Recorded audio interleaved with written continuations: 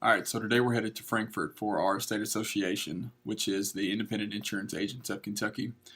It's our association's legislative day at the Capitol, so we're going up to meet with some of our local legislators as well as legislators from around the state. We're going to hear about a couple of bills pertaining to insurance and hopefully get a better idea of what the intentions of those bills are and how they may impact you as a business owner or you as a consumer. We'll also get a chance to sit in on a couple committee meetings as well as maybe sit in on a session. And then that way we can discuss with our legislators any concerns we may have or even why we think it's a great idea that they're pushing their bill and why we support that bill. So hoping to learn a lot today. Looking forward to it. You ready? Let's go.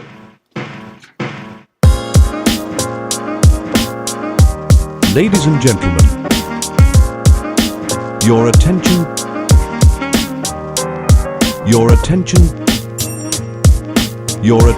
please.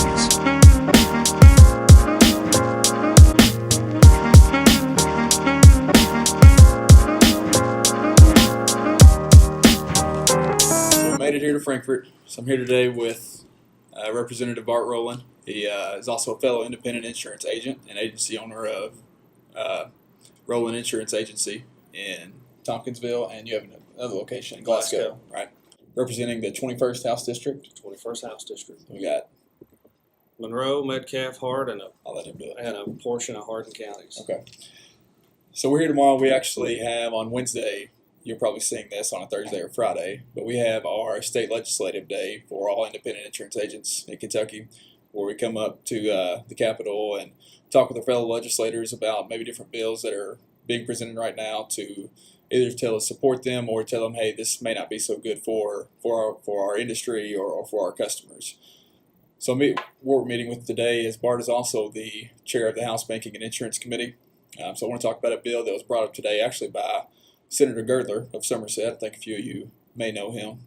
But we just want to talk to him kind of just a high-level view of what this bill is, what it's looking like right now, before it even just in the committee itself, and then how it may even impact us as an insurance customer.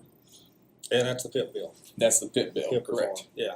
So Kentucky's a no-fault state, as you know, and some of your customers may know, Right. and we have personal injury protection on our policy. We're one of the few states that have that. A lot of states don't. Right. Over the years, the industry has felt like there's been a lot of fraud and abuse inside that system, that it was ripe for that. So this bill attempts to address some of those fraud issues. And also, I think the most important for the consumer, it attempts to make that $10,000 basic limit go farther for your customer. Sure. So right now, if you have a health insurance policy or you're injured by workers' compensation or you're on Medicare and you go to a doctor, a physician, or a chiropractor, whoever it may be, and you have a certain procedure done, there are predefined limits or payments that have been set with that provider for, say, an MRI might cost $1,300, and that's agreed upon up front. But in auto insurance claims, and specifically PIP, there is no predetermined amount, so they can charge maybe 3 or 4 times that. And what that really does to your customer and my customer is it eats up that $10,000 limit a lot faster. Right. So there's several different pieces to Senator Girdler's bill. They passed it out of Senate Banking and Insurance Committee today. We were in there and listened to that, most of that conversation. But the biggest thing that it does is it sets a fee schedule, and by doing that, it will reserve that amount, that $10,000 basic limit, and it will go farther for your customers. Great. And so now that it's passed the Banking and Insurance Committee, it goes to the Senate floor. It goes to the Senate floor, where there could be amendments and different things like that. So the bill obviously still could change and it could fall down. So there's a long process. That's the first step in about a five, sometimes 6 process system. It's got to go to the Senate floor where it has to be introduced, debated. It takes a voice vote by all 38 senators. He needs a majority of those to get it over to our side. Once it gets to the House side, it would likely be introduced into the Banking and Insurance Committee, where we would give it a hearing. It would then have to take a vote to get it out of the committee. It would have to go to the floor, also have a floor vote by all 100 representatives, and if it passes favorably there, it goes to the governor's desk. So it's a long process, and any bill, not just this one, but all bills, have a lot of opportunities to die or be defeated. Exactly. So, but it's made it through the first hurdle anyway. That's the biggest step, right? Yep. First step, and It is. go from there. Yep. So how many days in the session are we right now? So we're in the early 20s. I've lost track, but we're probably around 20, 21, 22. So we're a third of the way home. Okay. There are important issues like this and many others that are moving, and they're moving Right. pretty quickly right now, and they need to, because in a couple of weeks, budget and pensions are going to take all of our focus and all Sure. of our time. Sure. And if some of these issues aren't resolved by then, they may get put on the back burner and ultimately not make it through Right. the process. Right. And so with the PIP bill passed through today, do you expect probably some more bills to come through your committee?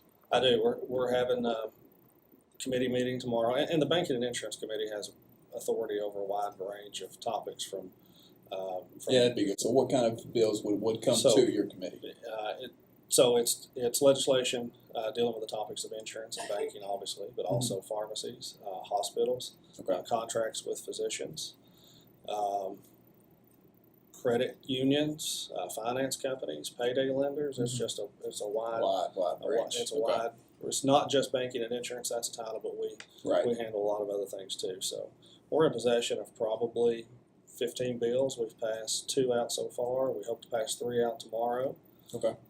Not all of them we won't hear them all, but we can pass out 8 or 10 bills out to the House side. The Senate usually passes a lot less. They'll send us over probably 5 or less, Okay. and we'll see what we can agree on. That's the name of the game, right? That's right. That's right. Well, Bart, I appreciate you taking the time for me today. Yes, sir. I don't want to take up any more of your time, and I know we've got a lot on your plate, so I want you to have all the time you can to take care of your constituents and handle them. And I know I probably need to go take care of some of my customers too. So All right. great Thank you for meeting what with you you. do. Appreciate it. All Thank right. you. Thanks.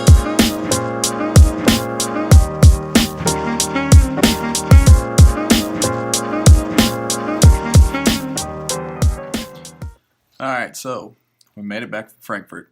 Really enjoyed our time there and being able to spend time with our legislators and also legislators from around the state. It was really great to hear discussions on both sides of bills that were presented that we got to hear these past couple days. And I think that's my key takeaway from this event. This is the second year that I've been able to attend our association's legislative day in Frankfurt, and it's like with anything you do. The first time, there's a little bit of a learning curve, and not so much that it's hard, but it's even like watching a movie for the first time. The more, if you watch it a second time, if you do something a second time or a third time, you start to pick up on things maybe you missed the first time around.